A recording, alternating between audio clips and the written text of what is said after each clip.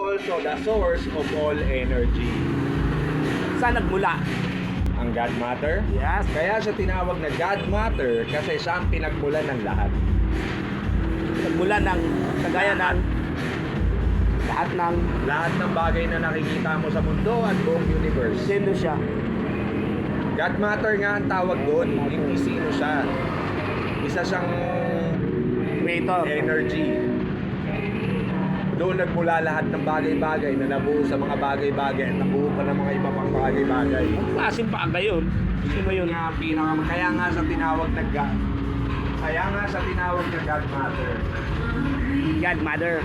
Matter! God Mother.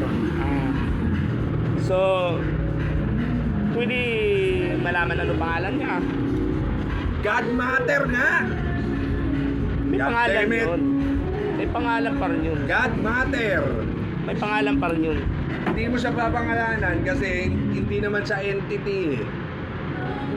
Form of energy yun eh. May pangalan pa rin yun. God Matter nga ang pangalan! Ang alam ko may pangalan pa rin. God Matter ang pangalan kasi form of energy yun na tinawag na God Matter. Tapos, Hindi ka naman galit. hindi! Woo! Doraemon. Pa-Lucifer!